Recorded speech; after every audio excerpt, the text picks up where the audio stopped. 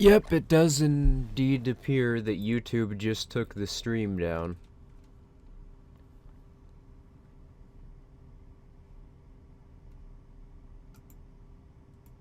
We Are Change's stream just went down. So, first high impact vlogs, now We Are Change, and YouTube actually took down Breitbart's with a content strike. So it does indeed appear YouTube is targeting people who are talking about this subject and are streaming this event. Hey there everybody. So this video was initially going to be recorded Monday, but I had some errands to run, and by the time I got home it was pretty late, so I didn't get a chance to record. And also, if you saw the recent community posts, I admittedly have been feeling pretty apathetic towards recording as of late, but now I've been getting more into the swing of it, though I've actually had to go out and get a wage job in order to finance the FNet project. So, I'm still not going to be uploading as frequently as I used to, simply because, you know, when I get home from work, I'm not always feeling like writing and recording naturally. As of writing the script for this, the Virginia gun rally was still currently happening, as you saw in the introduction. There's really some screwy things which appeared to happen around the coverage of that event. Independent vloggers and smaller media sites such as High Impact Vlogs and We Are Change having their streams cut offline by YouTube multiple times. While this didn't appear to affect any of the Mockingbird media outlets who were covering the event, there were snipers on rooftops which were actually recorded on camera by a couple of people, and Derek Bros of the Conscious Resistance reported apparently seeing people going around trying to encourage participants of the rally to start shooting at police or to climb the fence and advance towards the Capitol building. There were listings like the one pictured of various freelance apps looking for agitators and crisis actors. At the time of recording this, it's abundantly clear that nothing happened, and unlike other people who were approaching this from very uninformed or flawed perspectives that I've seen floating around, mainly people who had their internal conception of how the state was going to act, or what the state's interests were, built by controlled opposition narratives pushed through the media, such as the idea that politicians actually care about how you vote, or that Donald Trump is opposed to this or could even do something if he was. Typical party slave bullshit, but I'm not going to claim that I suspect anything would happen, mainly because there are clearly many variables which we have an incomplete picture of, such as what the state's ideal conclusion for what it wants to have happen as a result of this rally. But what's clear is that it appears that the sense of socio-political stability which the state seeks first and foremost to establish with its narratives of what its legislation creates has shattered on a mainstream basis in Virginia, or at the very least is no longer 100% in control of. So I want to go over the causes for why this happened, as well as some rather disturbing trends I've noticed. And as far as I'm aware, Brian of High Impact, the only other person to note this. But even then, Brian's observation seems to have been ignored by Brian himself and other people who know of his existence. Anyway, so as far back as around August of last year, from what I could find, in the state of Virginia, the governor Ralph Northam and various political figures around him have been promoting and actually going forward forward with writing various pieces of legislative fiat which restrict the means by which one could obtain a gun without being threatened or harassed by the government to the point where it's effectively impossible to own a gun through the political economy. Now, there are several of these. A local red flag law, SB 69, which makes it illegal to buy more than one gun within a certain period of time. SB 70, which makes it illegal to transfer ownership of your gun if you aren't a licensed gun dealer. So basically a total monopoly grant on the gun market to certain state-privileged firms. But the one which has received the most attention and has everyone, I would argue, rightfully up in arms is SB 16, which, to summarize, is a piece of legislation which would criminalize anyone who owns a, quote, assault firearm with no concrete definition for what that encompasses, or grandfather clause, so it doesn't matter when you obtain whatever the person interpreting the bill deems to be an assault firearm that's illegally obtained, and the state will consider you to be a criminal. The problems with that should be self-explanatory. The narrative surrounding the event seems to only be centered around SB 16, even though there are other threats to the legality of firearms being posed. So clearly, even around the information being presented, there is framing which is designed to lead one to presumably conclusions which are politically expedient for the state. What those are, especially since they want people to focus on SB 16 specifically, is up for debate. I suspect that since all of the other bills function as de facto subsidies for the MIC, the state probably isn't comfortable with people focusing on the financial aspect of resisting legislation, since that can easily lead people to counter-economic solutions, and that's especially a problem at this point, since it's pretty easy for anyone to just make a gun, or an add-on to a gun at home, which completely subverts any ability for the state to enforce gun control legislation.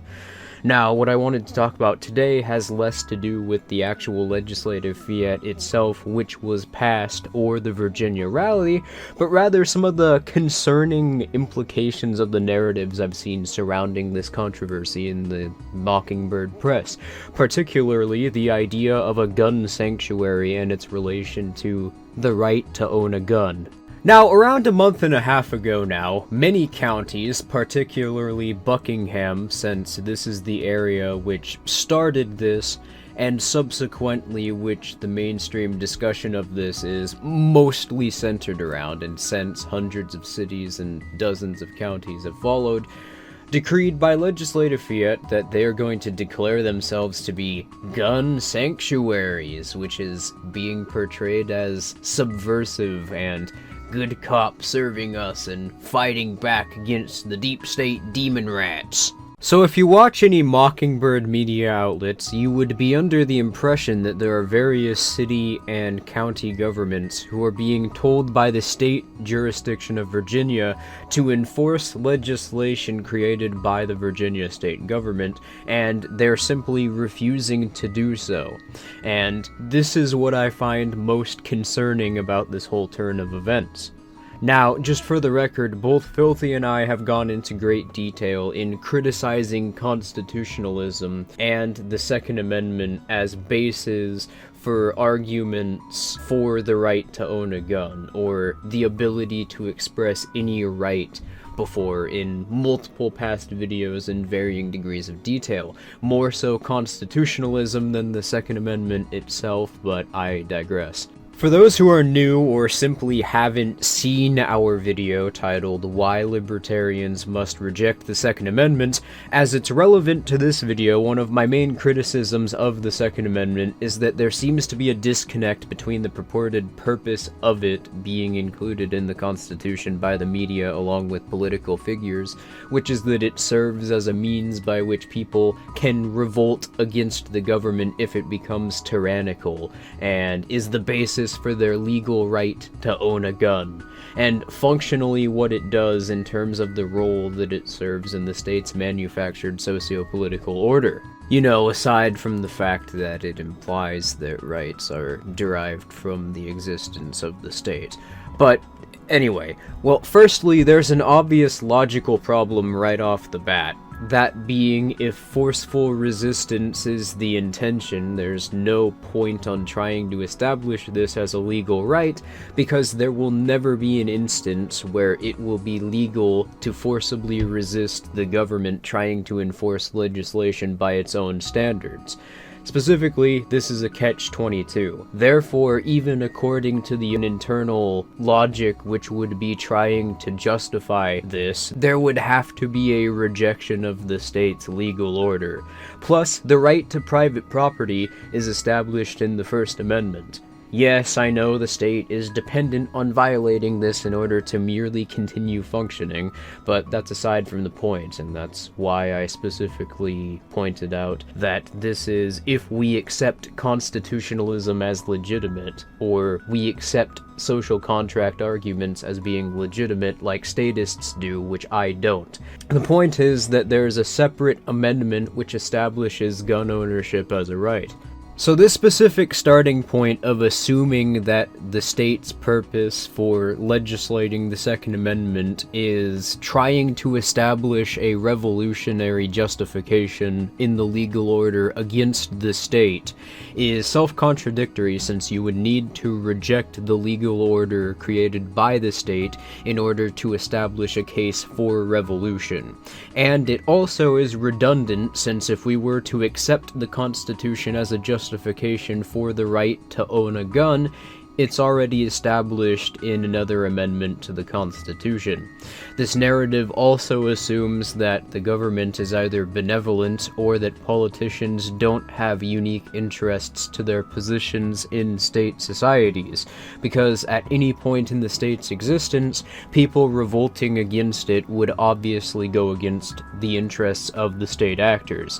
So in order to assume that this is the function of legislation, or the Second Amendment, you would need to assume that the organization which requires your enslavement and the parasitic appropriation of all of your resources you produced to sustain itself is simultaneously completely selfless, and that the people who run it don't have a class interest which is clearly antagonistic towards yours. And from the framework of constitutionalism, because the justification for any right is derived from the Constitution, there is no discernible distinction between something which is being imposed upon you by the state, or something which the state will threaten others for trying to impose upon you. In other words, a form of privilege versus an actual right. Since all state action is active by default due to the state requiring coercion to exist, and the state's sole function being to threaten people into following its decrees. So from a constitutionalist perspective, there's a performative contradiction from a conceptual basis created in legislating revolution against the state in the state's constitution. What I would argue in practice that the Second Amendment actually does is the exact opposite of what its proponents argue. As an enforced legislative standard, its specific purpose is to try and socially engineer human behavior around a specific role in the government's overarching socio-political order.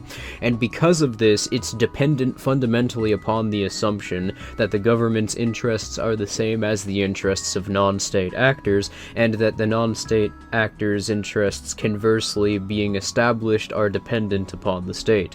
So by promoting the notion that people are given the right by the government to revolt against the government in its legislation, they will never see the government, if they accept the government as legitimate, as being antagonistic towards their interests, and therefore will never revolt. It seems more reasonable to argue that the reason the US government cares so much about the Second Amendment is because it ensures that there's always a standing army of people ready to defend the nation and to dissuade any invading governments from trying to attack the homeland, so to speak. And also to make it more difficult to justify rejecting the state's socio-political order. After all, how can the state be antagonizing you if the state is decreeing that you can revolt against it at any time? But I digress. For those of you who aren't familiar with the actual way in which local governments in Virginia are enforcing these so-called sanctuary policies, in order to own a gun in any of these areas, you need to go down to the sheriff's department of these counties. You need to ask the sheriff if you can be deputized, fill out a form, do whatever, which the state ultimately decides who can or can't be deputized, and then if the state decides you can be deputized, you legally can own a gun after you're recognized as a deputy. And this is a great example of the underlying premise I'd set up in my argument against the Second Amendment a moment ago, and why, in general, I think that there's a far greater amount of explanatory power behind the idea that the state's internal conception of establishing legislation is with the purpose of using coercion to socially engineer specific attitudes and manipulate human behavior in a manner which conforms to the state's interests. Because functionally, this is literally the exact same thing as if the state were to actually use force. In other words, make it illegal for guns to be recreationally owned by non-state actors. But by framing this as a protection, quote-unquote, of gun rights, statists who buy into the state's master narrative and gun rights as conceived of from the constitutionalist framework see this as the state defending their rights from the state. Anyway, I'm sorry that it took as long to get this out as it did. If you enjoyed this video, please comment, rate, and subscribe. If you'd like to see a full deconstruction of constitutionalism, I'd love to make a video expanding upon this further, so comment, what your thoughts on that are. I guess I'll see you guys next time.